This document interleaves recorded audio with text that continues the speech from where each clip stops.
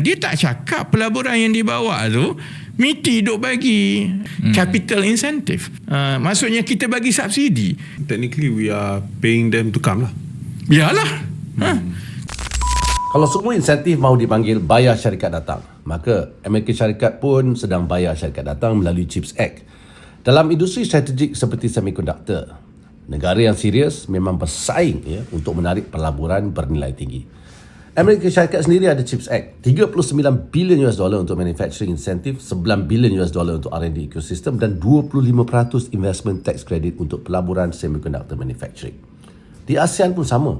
Singapore, dia ada EDB incentive. Thailand ada BOI tax exemption. Vietnam pun guna tax holidays dan investment support. Malaysia pun sama. Kita beri pelbagai insentif untuk galakkan pelaburan bernilai tinggi datang ke negara kita. Jadi persoalan sebenar bukan ada insentif atau tidak. Persoalan sebenar ialah apa yang Malaysia dapat balik. Sebab pelaburan yang betul bukan sekadar syarikat asing buka kilang. Kalau dibuat dengan betul, ia dibina satu ekosistem. Mula-mula datang kilang. Kilang perlukan pekerja teknikal. Lepas itu perlukan jurutera. Lepas itu vendor tempatan mula bekalkan perkhidmatan kepada MNC. Dan bila syarikat tempatan dah lama supply kepada MNC, standard mereka naik. Mereka belajar ikut requirement global. Mereka bina kapasiti dan sebahagian mula ekspor produk dan servis sendiri. Bakat yang dibangunkan oleh MNC ini juga mula naik sebagai engineer, manager, R&D lead dan akhirnya ada yang keluar bina syarikat sendiri. Itulah spillover yang kita mahu. Intel ialah contoh yang kuat.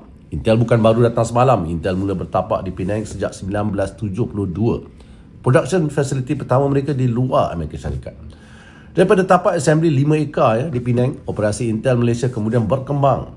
Bukan sekadar assembly, tetapi turut merangkumi test facility, development dan design center. Maksudnya, pelaburan Intel tidak berhenti pada buka kilang, ambil pekerja, habis di situ. Intel membantu membina lapisan kemahiran negara. Operator, technician, engineer, process engineer, design engineer, supply chain manager, vendor tempatan dan akhirnya design talent. Bila rantaian ini terbina selama puluhan tahun, Malaysia bukan lagi sekadar tempat pasang komponen. Kita mula ada keupayaan teknikal yang lebih tinggi. Contoh yang sangat baik ialah Skychip, syarikat Malaysia yang terlibat dalam IP dan IC design untuk artificial intelligence dan high performance manufacturing. Dalam bahasa mudah, mereka terlibat dalam kerja reka bentuk chip bahagian bernilai tinggi dalam semiconductor, bukan sekadar pemasangan. Ini bukan syarikat yang muncul dari kosong. CEO Skychip, SK Fong, ialah rakyat Malaysia, bekerja lebih 20 tahun di Intel.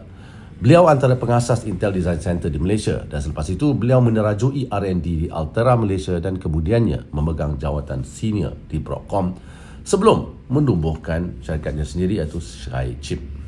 Ini cerita yang orang kena faham. Mula-mula Malaysia dapat kilang. Lepas itu kita dapat pekerja mahir. Dan lepas itu kita dapat jurutera. Lepas itu kita dapat design team. Lepas itu talent tempatan bina syarikat Malaysia sendiri. Akhirnya kita ada syarikat seperti Skychip yang masuk ke IC design, AI dan high performance computing.